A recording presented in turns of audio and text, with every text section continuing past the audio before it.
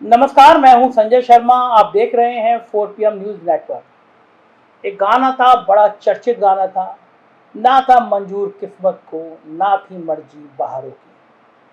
जी हाँ, आप आए बाहर आई फिल्म का यही गाना आजकल उत्तर प्रदेश के सरकारी कर्मचारी और उनके परिवार गुनगुना रहे होंगे। क्यों गुनगुना रहे होंगे ये मैं आपको बताता हूं। इसलिए गुनगुना रहे होंगे क्योंकि उन लोगों ने इलेक्शन ड्यूटी में होने के बावजूद अखिलेश यादव की पेंशन बहाली के घोषणा के पक्ष में इतनी जबरदस्त वोटिंग करी थी कि प्रदेश की 403 विधानसभा सीटों में से 311 पर बैलेट पेपर का नतीजा, क्योंकि बैलेट पेपर ज्यादातर चुनावी ड्यूटी में लगे सरकारी कर्मचारी वोट करते हैं, समाजवादी पार्टी के पक्ष में गया था। हैरान हो गए थे लोग, चौंक गए थे लोग, इतना ज्यादा सरकारी कर्मचारी किस तरह जा सकता है। सरकारी कर्मचारी ड्यूटी में होता है तो इसलिए वो बैलेट पे वोट डालता है। हालांकि ईवीएम से जो वोट पड़े उसने सीन बदला, उसने इन कर्मचारियों के मंसूबों पर पानी फेर दिया और भारतीय जनता पार्टी की सरकार बनवा दी। लेकिन फिर भी देश में कुछ राज्य ऐसे हैं जहां के सरकारी कर्मचारियों की पेंशन व्यवस्था को अटल बिहारी वाजपेयी की पहल पर या तो बंद ही नहीं किया गया या फिर बंद कर भी दिया गया तो अब जाकर बहाल कर दिया गया। पश्चिम बंगाल और केरल की कम्युनिस्ट सरकारों ने पेंशन बंद करने की वाजपेयी जी की जिद का हिस्सा बनने से इनकार कर दिया था, इसलिए वहां पुरानी पेंशन व्यवस्था कभी बंद ही नहीं हुई। जिन राज्यों ने बंद की उसमें अब जाकर राजस्थान, छत्तीसगढ़, झारखंड की कांग्रेस या उसके सहयोगी दलों की सरकार ने पुरानी पेंशन व्यवस्था को बहाल कर दिया।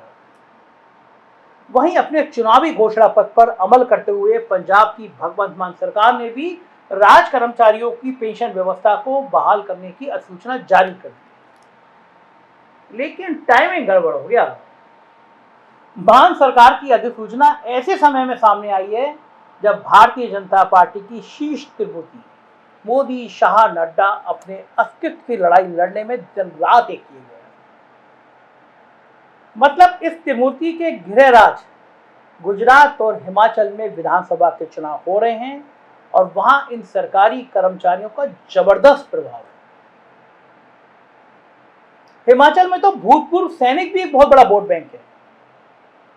वहां एक सैनिक कल्याण मंत्रालय भी है क्योंकि हिमाचल के लगभग हर घर में कोई ना कोई सेना या पैरामिलिट्री फोर्स में। उसकी वन रैंक वन पेंशन की मांग पर जिस प्रकार से लीपापोती की गई उससे उनका गुस्सा अभी तक हरा है। वैसे भी सेना के जवानों की पेंशन काफी कम होती है और वो लगातार इसको बढ़ाने की मांग करते रहते हैं। वो तो उनकी किस्मत थी कि जॉर्ज फर्नांडीज वाजपेयी सरकार में रक्षा मंत्री थे और उन्होंने सैनिकों की पेंशन व्यवस्था बंद नहीं होने दी, वरना आज जो भी थोड़ा बहुत मिल रहा है वो कब के अग्निवीर बन चुके होते। रही बात गुजरात की, तो वहां जिस प्रकार से कॉन्ट्रैक्ट पर लिए जाने वाले सरकारी कर्मचारियों की फौज मुख्यमंत्री नरेंद्र मोदी के जमाने से बढ़नी शुरू हुई थी, वो अब एक बहुत ही प्रभावशाली वोट में तब्दील हो चुकी है। बेचारे कॉन्ट्रैक्ट कर्मियों को तो जब कॉन्ट्रैक्ट खत्म होने के बाद कोई सुविधा ही नहीं है, बहुत हो हल्ले के बाद उन्हें पीएफ की सुविधा मुहैया कराई गई। और जहां तक बात 2004 के बाद बहाल हुए परमानेंट सरकारी कर्मचारियों की है तो उनकी हड़ताल अक्सर कोरे आश्वासनों पर तुड़वाई जाती है। हालांकि उन्हें भी बखूबी पता है कि पेंशन खत्म करने वाली पार्टी तो पेंशन देने से रही। ऐसे में उनकी उम्मीदें कहीं ना कहीं पेंशन बहाल करने वाले मुख्यमंत्रियों अशोक गहलोत और भगवंत मान की पार्टियों से लगी हुई है। क्योंकि सबसे ताजा मामला पंजाब की सरकार का है, लिहाजा दोनों राज्यों गुजरात और हिमाचल के कर्मचारियों को लोहा पानी की कवायद में आम आदमी पार्टी का प्रचार तंत्र कांग्रेस के मुकाबले ज्यादा मुखर दिखाई दे रहा है। अब चूंकि मामला प्रधानमंत्री और भाजपा अध्यक्ष दोनों के अपने अपने राज्य का है, तो ऐसे में दिल्ली से लेकर अहमदाबाद और शिमला तक चुनावी गर्मी अब पेंशन रूपी शतरंज की विधात पर बिछने लगी। जैसे जैसे चुनावी अभियान आगे बढ़ेगा, इस विसात पर जहां एक तरफ अशोक गहलोत, भूपेश बघेल अपनी बिसात बिछाते नजर आएंगे। वहीं अरविंद केजरीवाल भगवंत मान को साथ लेकर सरकारी कर्मचारियों को लुभाते दिखेंगे। और इस बिसात पर भारतीय जनता पार्टी के हाथ पूरी तरह खाली हैं। उनके पास इस मुद्दे पर जवान खोलने लायक कुछ है ही नहीं। याद कीजिए, जब अखिलेश ने यूपी की सत्ता में आते ही पेंशन बहाली का वादा किया, तब भाजपा के लोगों ने यह कहकर उनकी जबान बंद करने की कोशिश की थी कि बिना केंद्र के अनुमोदन के पेंशन बहाल हो ही नहीं सकती। लेकिन तभी अशोक गहलोत ने राजस्थान में पेंशन बहाली की अधिसूचना जारी करके भारतीय जनता पार्टी के इस गलत प्रचार की हवा निकाल दी थी। उसके बाद से पेंशन के मुद्दे पर भारतीय जनता पार्टी के नेताओं की जबान से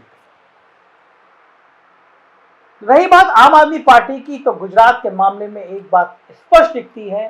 कांग्रेस का संगठन चाहे भले ही आम आदमी पार्टी से मजबूत हो, क्योंकि 125 सालों से खड़ा है, लेकिन प्रचार अभियान के प्रबंधन और भारतीय जनता पार्टी दोनों पर आम आदमी पार्टी भारी पड़ रही है। एक और जहां अरविंद केजरीवाल खुद फ्री बिजली पानी को मुद्दा बनाकर आकर्षण का केंद्र बने हुए हैं, वहीं उनके नायब मनीष सिसोदिया शिक्षा और हेल्थ के मुद्दे पर गुजरात मॉडल की पोल खोल रहे हैं। और अब तय है कि सरकारी कर्मचारियों के बीच भगवंत मान का ज्यादा से ज्यादा इस्तेमाल किया जाएगा।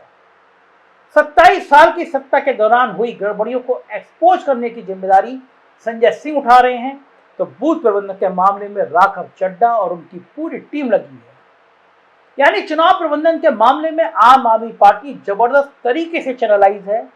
इस प्रकार चैनलाइज है कि अमित शाह के ट्रम्प कार्ड यानी पन्ना प्रमुख अप्रासंगिक होते जा रहे हैं। स्टूडेंट, किसान, कर्मचारी सबके सब गैर भाजपावाद को अपनी वोटिंग की प्राथमिकता बनाते हुए दिख रहे हैं।